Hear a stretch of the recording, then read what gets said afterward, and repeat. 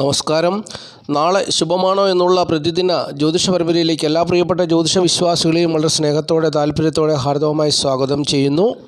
ഈ അധ്യായത്തിൽ കൂടി 2024 ഡിസംബർ മാസം 8 ഞായറാഴ്ച ദിവസത്തെ ജ്യോതിഷപരമായ പ്രത്യേകതകളാണ് പങ്കുവയ്ക്കുന്നത്. മലയാള തീയതിയിൽ പറഞ്ഞാൽ 1200 ആണ്ട് വൃശ്ചിക മാസം 23, ഇന്ത്യൻ തീയതിയിൽ പറഞ്ഞാൽ മാർഗ്ഗശീർഷ മാസം 17 തീയതി. ഞായറാഴ്ചത്തെ സൂര്യോദയം രാവിലെ 6:28 അസ്തമയം വൈകുന്നേരം 6 മണിക്കുമാണ്. ഉദയാൽപരം തിഥി സപ്തമി തിഥിയാണ്. സപ്തമി തിഥി ഞായറാഴ്ച രാവിലെ 9:43 വരെ ഉണ്ടായിരിക്കുകയുള്ളൂ. പിന്നീട് അഷ്ടമി തിഥിയാണ്. ഉദയാൽപരം നക്ഷത്രം ചതയം നക്ഷത്രമാണ്. ചതയം നക്ഷത്രം ഞായറാഴ്ച വൈകുന്നേരം 4:05 വരെ ഉണ്ടായിരിക്കും.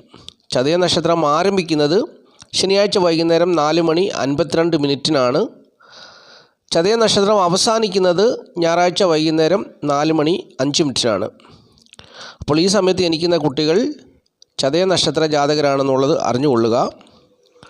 പ്രത്യേകിച്ച് പറയുവാനുള്ളത്, ഇപ്പോൾ ചന്ദ്രൻ കുംഭൻ രാശിയിൽ നിൽക്കുകയാണല്ലോ. കുംഭൻ രാശിയിൽ 2 നക്ഷത്രമുണ്ട്. ഔട്ടൻ 2 പാദം, ചതയം, പൂർട്ടാതി 3. അപ്പോൾ ചന്ദ്രൻ ബലവാനായ ചന്ദ്രനാണ്, ബലമുള്ള ചന്ദ്രനാണ്. ശുക്ലപക്ഷ ചന്ദ്രനാണ്, വെളുത്തപക്ഷ ചന്ദ്രനാണ്, ബലമുള്ള ചന്ദ്രനാണ്. ബലമുള്ള ചന്ദ്രൻ നിൽക്കുന്ന രാശിയുടെ കേന്ദ്രഭാവത്തിൽ വ്യാഴം എന്ന് പറയുന്ന ശുഭഗ്രഹം നിൽക്കുമ്പോൾ ഗജകേസരി രാജയോഗം എന്നാണ് അതിന് പറയുന്നത്. അപ്പോൾ ഈ സമയത്ത് ജനിക്കുന്ന കുട്ടികൾക്ക് ഗജകേസരി രാജയോഗം അവരുടെ ജാതകത്തിൽ വന്നു ചേരുന്നു. അപ്പോൾ പ്രത്യേകിച്ച് ജ്യോതിഷപരമായ പ്രത്യേകതകളെക്കുറിച്ച് പറയുവാനുള്ളത്, ഔട്ടൻ 2 പാദം, ചതയം, പൂർട്ടാതി 3 എന്നീ നാളുകാർക്ക് ഗജകേസരി രാജയോഗമുണ്ട് എന്നുള്ളതാണ് അറിഞ്ഞിരിക്കേണ്ടത്. കുംഭൻ രാശിയിൽ ഔട്ടൻ 2 പാദം വരും, ചതയ നക്ഷത്രം വരും, പൂർട്ടാതി 3 വരും. അപ്പോൾ ഈ 3 നക്ഷത്ര ജാതകർക്കും ഈ 3 നക്ഷത്ര സമയങ്ങളിൽ ജനിക്കുന്ന കുട്ടികൾക്ക് ഗജകേസരി രാജയോഗമുണ്ട്. മകരക്കുറിൽപ്പെട്ട ഔട്ടം നക്ഷത്രത്തിന് ഗജകേസരി രാജയോഗം വരത്തില്ല. അതുപോലെ തന്നെ മീനക്കുറിൽപ്പെട്ട പൂർട്ടാതി 4 ഗജകേസരി രാജയോഗം വന്നു ചേരത്തില്ല. ഔട്ടൻ 2 പാദം, അവസാനത്തെ 2 പാദങ്ങൾ ചതയം, പൂർട്ടാതി 3 എന്നീ നാളുകാർക്ക് ഗജകേസരി രാജയോഗം അവരുടെ ജാതകത്തിൽ ഉണ്ടാകും. അത് വ്യാഴദശാകാലത്താണ് ഈ ഗജകേസരി രാജയോഗം ഉണ്ടാകുക, വന്നു ചേരുക. അപ്പോൾ ചന്ദ്രൻ നിൽക്കുന്ന രാശിയുടെ കേന്ദ്രഭാവത്തിൽ വ്യാഴം ബലവാനായിട്ട് നിൽക്കുമ്പോഴാണ് അങ്ങനെ ഉണ്ടാകുന്നത്. അത് അവരവർക്ക് വ്യാഴദശാകാലത്താണ് ഇത് വന്നു ചേരുക എന്നുള്ളതും പ്രത്യേകിച്ച് അറിഞ്ഞിരിക്കണം. പിന്നെ ഇതിനകത്ത് ഈ ഫലം, ഈ ഗജകേസരി രാജയോഗ ഫലം അനുഭവത്തിൽ വരുന്നത് വ്യത്യസ്തമായിരിക്കും. കാരണം അത് ലഗ്നം വെച്ച് നോക്കുമ്പോൾ, ജനിച്ച സമയം വെച്ച് ലഗ്നം കണ്ടുപിടിച്ച് ലഗ്നാൽ അഷ്ടമത്തിലോ 12-ലോ 6-ലോ ഒക്കെയാണ് ഈ ചന്ദ്രനും വ്യാഴവും ഒക്കെ നിൽക്കുന്നതെങ്കിൽ ഗജകേസരി രാജയോഗ ഫലം പൂർണ്ണമായി വന്നെന്ന് വരികയില്ല. അതും ഒരു ന്യൂനതയാണ്. ഗജകേസരി രാജയോഗം എന്ന് പറഞ്ഞാൽ സമ്പത്ത് വർദ്ധിക്കും, നല്ല ആരോഗ്യമുള്ള ഒരു വ്യക്തിയായിരിക്കും, അതുപോലെ തന്നെ നല്ല ഉയരവും നല്ല ഒത്ത ശരീരപ്രകൃതിയൊക്കെ ഉള്ളൊരു വ്യക്തിയായിരിക്കും. 1000 പേരുടെ ഇടയിൽ നിന്നാൽ തലയെടുപ്പുള്ളൊരു വ്യക്തിയായിരിക്കും. അപ്പോൾ അങ്ങനെ ഒരു രാജകീയമായ ഒരനുഭവത്തിൽ കൂടി ജീവിക്കുന്നൊരു വ്യക്തിയാകുമെന്നാണ് ജ്യോതിഷം പറയുന്നത്. 1000 പൂർണ്ണചന്ദ്രനെ കാണുവാനുള്ള ആയുസ്സുണ്ടായിരിക്കും, നല്ല ആരോഗ്യം, രോഗങ്ങളൊന്നും വരത്തില്ല, ഐശ്വര്യവും സമ്പത്തും സമാധാനവും ഒക്കെ അനുഭവിച്ച് ഈശ്വരഭക്തിയോടുകൂടി ഈ വ്യാഴദശാകാലം ജീവിക്കുവാൻ കഴിയും. 16 വർഷമാണ് വ്യാഴദശാകാലം. അപ്പോൾ ആ സമയം ജീവിക്കുവാൻ കഴിയും. ഇതാണ് ഈ ഗജകേസരി രാജയോഗത്തിൻ്റെ പ്രത്യേകത. അപ്പോൾ മനസ്സിലാക്കുക, ഔട്ടൻ 2 പാദം, ചതയം, പൂർട്ടാതി 3. അപ്പോൾ ചന്ദ്രൻ കുംഭക്കൂറിൽ നിന്നും മാറിയാൽ പിന്നെ ഈ ഗജകേസരി രാജയോഗമില്ല എന്നുള്ള കാര്യം കൂടി അറിഞ്ഞുകൊള്ളുക. പിന്നെ ഇനി ഗജകേസരി രാജയോഗം വരണമെന്നുണ്ടെങ്കിൽ അത് വീണ്ടും വെളുത്തപക്ഷം ചന്ദ്രൻ വരുമ്പോൾ മാത്രമേ അത് ഉണ്ടാവുകയുള്ളൂ എന്നുള്ളതും പ്രത്യേകിച്ച് ഞാൻ ഓർപ്പിക്കുകയാണ്. ഇനിയിപ്പോൾ ഈ ചന്ദ്രൻ വെളുത്തപക്ഷം കഴിഞ്ഞാൽ പിന്നെ കറുത്തപക്ഷത്തിലൂടെയാണ് യാത്ര ചെയ്യുന്നത്. അതും ഒരു പ്രത്യേകതയാണെന്നുള്ളത് മനസ്സിലാക്കുക. അപ്പോൾ ഇനി മറ്റു കാര്യങ്ങളിലേക്ക് കടക്കാം. ഞായറാഴ്ച ദിവസം ചതയ നക്ഷത്രപ്രകാരം ഏതൊക്കെ നാളുകാർക്കാണ് അനുകൂലമായ അനുഭവങ്ങൾ വന്നു ചേരുക എന്നുള്ളത് അറിഞ്ഞുകൊള്ളുക. ഞായറാഴ്ച ദിവസം ചതയ നക്ഷത്രപ്രകാരം മകയിരം, തിരുവാതിര, ചോതി, വിശാഖം, അവിട്ടം, മൂലം, ഉത്രാടം ഇത്രയും നാളുകാർക്ക് അനുകൂലമായ അനുഭവങ്ങൾ പ്രതീക്ഷിക്കുന്ന ദിവസമാണ്. ചതയ നക്ഷത്രപ്രകാരം ഞായറാഴ്ച ദിവസം മകയിരം, തിരുവാതിര, ചോതി, വിശാഖം, അവിട്ടം, മൂലം, ഉത്രാടം എന്നീ നാളുകാർക്ക് ഞായറാഴ്ച വൈകുന്നേരം 4:05 വരെയുള്ള സമയം അനുകൂലമായ സമയമാണ്. ശനിയാഴ്ച വൈകുന്നേരം 4:52 മുതലാണ് ആരംഭിക്കുക. ഞായറാഴ്ച വൈകുന്നേരം 4:05 വരെയുള്ള സമയമാണ് അനുകൂലമായ സമയം. ചതയ നക്ഷത്രപ്രകാരം മകയിരം, തിരുവാതിര, ചോതി, വിശാഖം, അവിട്ടം, മൂലം, ഉത്രാടം എന്നീ നാളുകാർക്ക് അനുകൂലമായ അനുഭവങ്ങൾ പ്രതീക്ഷിക്കാം. ഈ സമയത്ത് പ്രതികൂലമായ അനുഭവങ്ങൾ വന്നു ചേരാൻ സാധ്യതയുള്ളത് പുണർദം, പൂയം, ആയില്യം, തിരുവോണം, പൂരാടം, തൃക്കേട്ട എന്നീ നാളുകാർക്കാണെന്നുള്ളത് അറിഞ്ഞുകൊള്ളുക. അപ്പോൾ പുണർദം, പൂയം, ആയില്യം, തിരുവോണം, പൂരാടം, തൃക്കേട്ട എന്നീ നാളുകാർക്ക് ഏതെങ്കിലും വിധത്തിലുള്ള പ്രതികൂലമായ അനുഭവങ്ങൾ ഞായറാഴ്ച ദിവസം വൈകുന്നേരം 4:05 വന്നു ചേരുവാൻ സാധ്യതയുണ്ട്. അതുകൊണ്ട് സൂക്ഷിക്കണം. ഓരോ കാര്യങ്ങളിലൊക്കെ ഏർപ്പെടുമ്പോൾ ഒക്കെ സൂക്ഷിക്കണം. പ്രതികൂലമായ അനുഭവങ്ങൾ ഉണ്ടാകാനിടയുണ്ട്, സൂക്ഷിക്കണം എന്നാണ് ജ്യോതിഷം ഓർപ്പിക്കുന്നത്. ബാക്കിയുള്ള നാളുകാരെ സംബന്ധിച്ച് സുഖദുഃഖ സമ്മിശ്രമായ അനുഭവങ്ങളായിരിക്കുമെന്നും ജ്യോതിഷം പറയുന്നു. ഇനി ഞായറാഴ്ച ദിവസം ശുഭകാര്യങ്ങൾ ചെയ്യാൻ വേണ്ടി ശുഭസമയം പറഞ്ഞുതരാം. രാവിലെ 6:28 മുതൽ 9:28 വരെയുള്ള സമയം ശുഭസമയമാണ്. പിന്നീട് 10:58 മുതൽ ഉച്ചകഴിഞ്ഞ് 3:28 വരെയുള്ള സമയം ശുഭസമയമാണ്. ഈ സമയങ്ങളിൽ പ്രധാനപ്പെട്ടതായ കാര്യങ്ങളൊക്കെ ചെയ്തെടുത്ത് ജീവിത വിജയം നേടുക.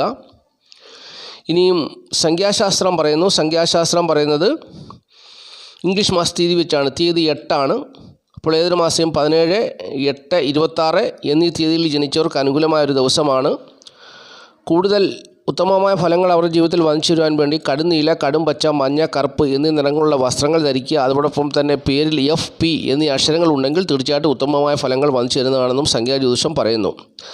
അപ്പോൾ സംഖ്യാജ്യോതിഷത്തിൽ വിശ്വസിക്കുന്നവർ ഇക്കാര്യങ്ങളൊക്കെ ഫോളോ ചെയ്യുക. സംഖ്യാശാസ്ത്രപ്രകാരമുള്ള നല്ല അനുഭവങ്ങൾ അവരുടെ ജീവിതത്തിൽ വന്നു ചേരുന്നൊരു ദിവസമാണെന്നുള്ളത് അറിഞ്ഞുകൊള്ളുക.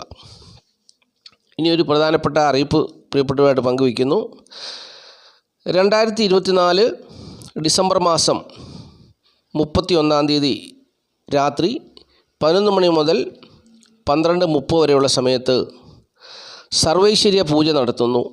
2025 വർഷം ഈ മാസ്റ്റർ മൈൻഡ് ഓഫ് നോളജിൻ്റെ ഈ യൂട്യൂബ് ചാനൽ സ്ഥിരമായി കാണുന്ന ഒരുപാട് പ്രേക്ഷകരുണ്ട്. അവരുടെ ജീവിതത്തിൽ സമാധാനവും സന്തോഷവും അഭിവൃദ്ധിയും ഒക്കെ ഉണ്ടാകുവാൻ വേണ്ടി 2025 വർഷം മുഴുവൻ അവർക്ക് വേണ്ടി എല്ലാ ദിവസവും ഈ കുടുംബങ്ങൾക്ക് വേണ്ടി പ്രാർത്ഥിക്കുന്നു.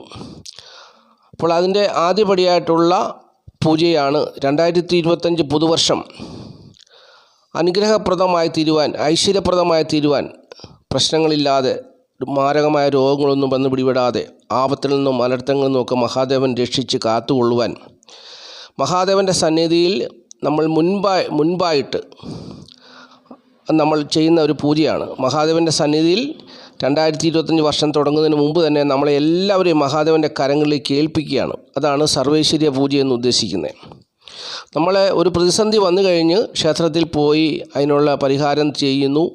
അങ്ങനെയൊക്കെ ചെയ്യുന്നതിന് ഉപരിയായിട്ട് മുന്നേ തന്നെ മഹാദേവനെ നമ്മൾ അറിയുക, മഹാദേവനിൽ വിശ്വസിക്കുക. മഹാദേവൻ 2025 വർഷം എന്നെ നടത്തണം. എല്ലാവരും ചെയ്യുന്നത് എന്തെങ്കിലും ജീവിതത്തിലൊരു പ്രശ്നം ഉണ്ടായിക്കഴിയുമ്പോൾ ഒരു അസ്ട്രോളജറെ പോയി കണ്ടു, അസ്ട്രോളജർ പറയും ക്ഷേത്രത്തിൽ പോയി ഒരു വഴിപാട് ചെയ്യുക, അപ്പോൾ അതങ്ങ് മാറുമെന്ന് പറയും. അങ്ങനെ അല്ല, നമ്മൾ മുന്നമേ മഹാദേവനെ അറിയുകയാണ്. 2025 വർഷം തുടങ്ങുമ്പോൾ തന്നെ നമ്മൾ മഹാദേവനെ അറിഞ്ഞ് മഹാദേവൻ്റെ സന്നിധിയിൽ നമ്മളെ സമർപ്പിക്കുകയാണ്. മഹാദേവനാണ് പിന്നെ നമ്മളെ കാത്തുകൊള്ളുന്നത്. അപ്പോൾ നമ്മുടെ പ്രശ്നങ്ങൾ എല്ലാം മഹാദേവനാണ് അറിയുന്നത്. നമ്മുടെ ജീവിതത്തിൽ തടസ്സങ്ങൾ ഉണ്ടാകരുത്, കുടുംബത്തിൽ സമാധാനം ഉണ്ടാകണം, നല്ല ദാമ്പത്യ ജീവിതം ഉണ്ടാകണം, മക്കളെ അനുഗ്രഹിക്കപ്പെടണം, കടബാധകളെല്ലാം കൊടുത്തു തീർക്കുവാൻ കഴിയണം, മാരകമായ രോഗങ്ങളൊന്നും പിടിപെടരുത്. അങ്ങനെ എല്ലാവിധമായ ഐശ്വര്യങ്ങളും ഉണ്ടാകുന്നതിന് വേണ്ടി മഹാദേവ സന്നിധിയിൽ പുതുവർഷം തുടങ്ങുന്ന സമയത്ത് നമ്മൾ പൂജ ചെയ്യുകയാണ്. അപ്പോൾ ആ പൂജയിൽ പ്രിയപ്പെട്ടവരെല്ലാവരും പങ്കുചേരുക. ഏറ്റവും കുറഞ്ഞത് 101 കുടുംബങ്ങൾ വേണം എന്നുള്ളതാണ് മഹാദേവൻ്റെ കൽപ്പന. അപ്പോൾ ആ 101 കുടുംബങ്ങളിൽ ഒരു കുടുംബം ആകുവാൻ വേണ്ടി മഹാദേവൻ മനസ്സിൽ ആലോചന തരുന്നവർ, പ്രിയപ്പെട്ടവർ എത്രയും തന്നെ വേഗം തന്നെ പേര് രജിസ്റ്റർ ചെയ്യുക. കാരണം ഈ പൂജയ്ക്കുള്ള സാധന സാമഗ്രികളൊക്കെ വാങ്ങിക്കണം. പൂജ കഴിയുമ്പോൾ നിങ്ങൾക്ക് ലൈവായിട്ട് പൂജ കാണാം. അതുപോലെ തന്നെ പൂജ കഴിയുമ്പോൾ പ്രസാദവും, അതുപോലെ തന്നെ പിന്നീട് നിങ്ങൾ ക്ഷേത്രത്തിൽ പോയി ചെയ്യേണ്ട കാര്യങ്ങളും ഒക്കെ നിങ്ങൾക്ക് അയച്ചു തരും, കൊറിയറായിട്ട് അയച്ചു തരും. അപ്പം ഒരു വർഷം മുഴുവൻ നിങ്ങൾക്ക് വേണ്ടി പ്രാർത്ഥിക്കുകയാണ്. എല്ലാ ദിവസവും പൂജ ചെയ്യുമ്പോൾ എല്ലാ ദിവസവും എൻ്റെ പൂജയിൽ പ്രിയപ്പെട്ടവരെ ഓർത്ത് പ്രാർത്ഥിക്കുന്നു. ഈ 101 കുടുംബങ്ങളെയും, 101 അല്ല, അതിലെത്ര കുടുംബങ്ങളുണ്ടോ ഏറ്റവും കുറഞ്ഞ 101 ആണ് മഹാദേവൻ എന്നോട് പറഞ്ഞത്. അപ്പോൾ ആ 101 കുടുംബങ്ങൾ കൂടുതലുണ്ടെങ്കിലും കുറവുണ്ടെങ്കിലും അവർക്ക് വേണ്ടി എന്നും പ്രാർത്ഥിക്കും. എന്നും അവരുടെ കുടുംബത്തിന് വേണ്ടി പ്രാർത്ഥിക്കും. അവരുടെ കുടുംബത്തിൽ രോഗദുഃഖ ദുരിത പ്രയാസങ്ങൾ ഉണ്ടാകരുത്, നല്ല ദാമ്പത്യ ജീവിതം ഉണ്ടാകണം, അനുഗ്രഹിക്കപ്പെട്ട മക്കളുണ്ടാകണം, അവരുടെ കുടുംബം അനുഗ്രഹിക്കപ്പെടണം. അങ്ങനെ അവർക്ക് വേണ്ടി, നിങ്ങൾക്ക് വേണ്ടി എന്നും ഒരാൾ നിങ്ങളെ കാണാമറയത്തിരുന്നു കൊണ്ട് പ്രാർത്ഥിക്കുന്നുണ്ട്, മഹാദേവൻ്റെ സന്നിധിയിൽ പ്രാർത്ഥിക്കുന്നുണ്ട്. അതാണ് നിങ്ങൾക്ക് കിട്ടുന്ന ഒരു വലിയ ഭാഗ്യം. അപ്പോൾ എന്നും നിങ്ങൾക്ക് വേണ്ടി പ്രാർത്ഥിക്കുകയാണ്. നിങ്ങളെന്നും പൈസ മുടക്കണ്ട, എന്നും പ്രാർത്ഥിക്കുകയാണ്. ഈ യൂട്യൂബ് ചാനൽ വഴി നിങ്ങൾ എൻ്റെ ശബ്ദം എന്നും കേൾക്കും, ഞാൻ നിങ്ങൾക്ക് വേണ്ടി പ്രാർത്ഥിക്കുകയും ചെയ്യും. അപ്പോൾ അത് മഹാദേവൻ തന്ന ഒരു ആലോചനയാണ്. കാളഹസ്തി ക്ഷേത്രത്തിൽ പൂജയ്ക്ക് പോയിട്ട് വന്നപ്പോൾ ചെയ്തൊരു കാര്യമാണ്. നിങ്ങൾ തരുന്നതിൻ്റെ ഒരു വീതം കാളഹസ്തി ക്ഷേത്രത്തിലും സമർപ്പിക്കും. അതുകൊണ്ട് വിശ്വാസത്തോടു കൂടി പ്രിയപ്പെട്ടവർ ഇതിൽ പങ്കുചേരുക. മഹാദേവൻ്റെ അനുഗ്രഹം തീർച്ചയായിട്ടും ഉണ്ടാകും. 2025 വർഷം രാഹു രാശി മാറുന്നുണ്ട്, ശനി രാശി മാറുന്നുണ്ട്, വ്യാഴൻ രാശി മാറുന്നുണ്ട്. അപ്പോൾ അങ്ങനെയൊക്കെ വരുമ്പോൾ പലരുടെയും ജീവിതത്തിൽ ഒരുപാട് ദോഷങ്ങൾ വന്നു ചേരാം, ചിലർക്ക് നേട്ടങ്ങൾ വന്നു ചേരാം. നേട്ടങ്ങൾ അനുഭവിക്കാനുള്ള ഒരു ഭാഗ്യമുണ്ടാകണം. അതുപോലെ തന്നെ ദോഷങ്ങൾ അകന്നു പോകുവാൻ വേണ്ടി, ദോഷങ്ങളൊന്നും അത് വലിയ ദോഷമായി ഭവിക്കാതെ അത് മാറിപ്പോകാൻ തക്കവണ്ണമൊക്കെ മഹാദേവൻ്റെ സന്നിധിയിൽ പ്രാർത്ഥിച്ച് പൂജ ചെയ്യാൻ വേണ്ടിയാണ്. അപ്പോൾ അതുകൊണ്ട് എല്ലാവരും ഇതിൽ പങ്കുചേരണമെന്നാണ് ഞാൻ ആഗ്രഹിക്കുന്നത്. അപ്പോൾ തീർച്ചയായിട്ടും എല്ലാവരെയും ഞാൻ വിശ്വസിക്കുന്നു, നിങ്ങളെല്ലാവരും പങ്കുചേരുമെന്ന് വിശ്വസിക്കുന്നു. ഇനിയിപ്പോൾ നമ്മൾ ചിന്തിക്കുന്ന വിഷയം ഞായറാഴ്ച ദിവസം ധനം വന്നു ചേരുവാൻ സാധ്യതയുള്ള നാളുകാരെക്കുറിച്ചാണ്. ഞായറാഴ്ച ദിവസം ചതയ നക്ഷത്രപ്രകാരം ധനം വന്നു ചേരുവാൻ സാധ്യതയുള്ളത് അവിട്ടം, കാർത്തിക, രേവതി, തിരുവാതിര, ആയില്യം, ഉത്രം, ചോതി, കേട്ട, ഉത്രാടം, ഇത്രയും നാളുകാർക്ക് ധനം വന്നു ചേരുവാൻ സാധ്യതയുണ്ടെന്നുള്ളത് അറിഞ്ഞുകൊള്ളുക.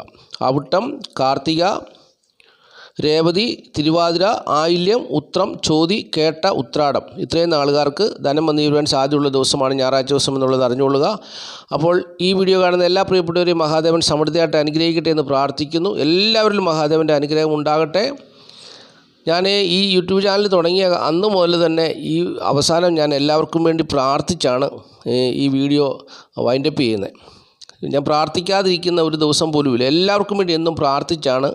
അപ്പോൾ പ്രിയപ്പെട്ടവർ മനസ്സിലാക്കുക, ഞാൻ എന്നും പ്രാർത്ഥിച്ചാണ്. സാധാരണ ഒരു ജ്യോതിഷ വീഡിയോ അല്ലെങ്കിൽ ഒരു വീഡിയോ ചെയ്യുന്നവർ ആർക്കും വേണ്ടി പ്രാർത്ഥിക്കാറില്ല. ഞാൻ എന്നും എല്ലാവർക്കും വേണ്ടി പ്രാർത്ഥിച്ചാണ് ഈ വീഡിയോ നിർത്തുന്നത്.